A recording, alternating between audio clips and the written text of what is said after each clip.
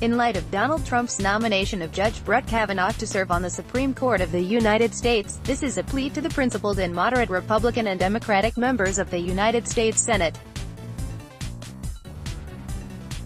Senators such as Susan Collins, R. Maine, Heidi Heitkamp, DND, Lisa Murkowski, R. Alaska, and Joe Donnelly, DIND, must act courageously and wisely at this critical moment in our nation's history to preserve the integrity and credibility of our Supreme Court. The Supreme Court is essential to our constitutional system. It must stand as a politically neutral body that faithfully and independently interprets and applies our Constitution. As James Madison observed at the very founding of our nation, independent tribunals of justice are the guardians of our Constitution, and they must be an impenetrable bulwark that will resist every encroachment upon the fundamental norms of our democracy. Sens. Lisa Murkowski, left, and Susan Collins, right, are two Republican senators that many people believe may not support the new Supreme Court nominee.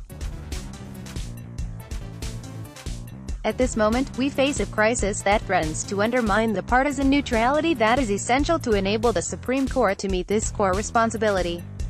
In the past, at similar moments, members of Congress have boldly stood up to protect the integrity of the Supreme Court.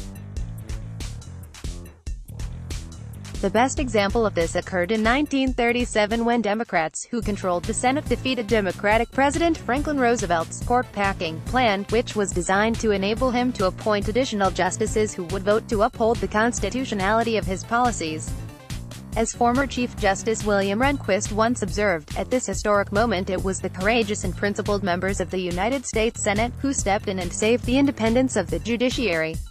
What enables the Supreme Court to fulfill its fundamental responsibilities in our constitutional system is the understanding that it is dedicated to interpreting and applying the Constitution and the laws of the United States in a nonpartisan manner. Presiding during the era of the Warren Court in the 1950s and 60s, for example, were justices Democratic presidents appointed, such as Felix Frankfurter and Byron White, who regularly took what were then seen as conservative positions, and justices Republican presidents appointed, such as Earl Warren and William Brennan, who often took more liberal positions. The partisan interests of the presidents who appointed these justices did not determine how they would fulfill their constitutional responsibilities. Judge Brett Kavanaugh shakes hands with President Donald Trump after the announcement of his nomination to the Supreme Court in the East Room of the White House on Monday. In succeeding years, President Richard Nixon appointed 4 conservative justices to the court, and although they tended to take more conservative positions than their predecessors, in a broad range of cases they endorsed quite moderate and even liberal positions, including in Roe v. Wade, in which Chief Justice Warren Burger and Justices Harry Blackmun and Lewis Powell joined the court's landmark decision protecting a woman's fundamental right to decide for herself whether to bear a child. In more recent years, though, a succession of Republican presidents have attempted to stack the court with ever more rigidly conservative justices who would consistently toe the party line. Not all of these appointments worked out as planned, though. Exercising judicial independence, Republican-appointed justices like John Paul Stevens, Sandra Day O'Connor, Anthony Kennedy and David Souter often rejected hardline, conservative positions and voted in ways that disappointed those who had appointed them, even in cases involving core Republican positions on issues such as gun control, abortion, gay rights, campaign finance reform and Bush v. Determined, though, to have their way, Republican presidents have managed to appoint a string of hardline conservative justices. The very presence of these justices has normalized a set of views that were once rightly regarded as wholly outside the mainstream of legal thought. Indeed, among the legal profession, those views remain to this day outside the mainstream of legal thought. But defying the long-standing and sensible views of their profession, these ideologically selected justices have steadfastly embraced a remarkably consistent set of highly partisan results.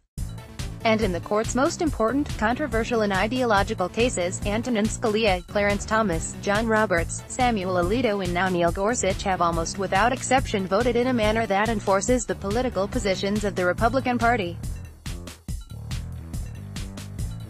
Decisions reached with those 5 justices in the majority will be the law, but they will be seen throughout the legal system as highly partisan and illegitimate. Despite claims of originalism, judicial restraint, and calling balls and strikes, these justices, in critically important cases dealing with gun control, gay rights, abortion, minority voting rights, campaign finance reform, public employee unions, gerrymandering, affirmative action and most recently President Trump's travel ban, have almost invariably voted in precisely the way that conservative Republican legislators would vote on these very same questions. And, frankly, that is precisely why they were chosen. My central point here, though, is not to criticize these justices, who no doubt believe they are deciding these cases correctly, nor is it to argue that Brett Kavanaugh is unqualified to serve on the court. It is, rather, to point out that the Supreme Court has become increasingly partisan in recent decades in a way that seriously undermines its independence, its integrity and its credibility. The increasingly partisan nature of the court is evident in changes in the confirmation process over time. In the 25 years from 1969 to 1994, the average number of negative votes in the Senate for confirmed Supreme Court nominees was 10. In the almost 25 years since 1994, the average number of negative votes has been 37. This illustrates the extent to which the confirmation process has become politicized, a development that reflects the increasingly partisan nature of the process. Senate Majority Leader Mitch McConnell and Vice President Mike Pence attend the U.S. Supreme Court nomination announcement ceremony in the East Room of the White House. And so now we come to the current situation. If Trump's nominee is confirmed on an essentially party-line vote in the Senate, especially in the aftermath of Republicans' unprincipled refusal to confirm Merrick Garland in order to bring about precisely this situation, this will mark the end of even the pretense of a non-partisan, non-political Supreme Court. It will undermine the credibility and integrity of the court and its decisions for decades to come. The unambiguous purpose of the recent manipulations of the confirmation process has been to undermine that process in a determined effort to install a highly partisan 5-justice majority. If this effort is successful, it will be a profound disservice to our nation and to our constitutional system. Decisions reached with those 5 justices in the majority will be the law, but they will be seen throughout the legal system as highly partisan and illegitimate, as the result of a complete betrayal of what the framers of our Constitution sought to achieve when they created the Supreme Court more than 2 centuries ago. So, what should the principled, moderate and wise Republican and Democratic members of the Senate to whom this essay is addressed do? They should refuse to confirm this nominee or any successor nominee unless a majority of both Republicans and Democrats on the Senate Judiciary Committee supports confirmation. What we need now is another Byron White, John Paul Stevens, Sandra Day O'Connor, Lewis Powell, Harry Blackmun, David Souter, Anthony Kennedy or Merrick Garland, a justice who will take a thoughtful, independent and nonpartisan approach to constitutional decision-making.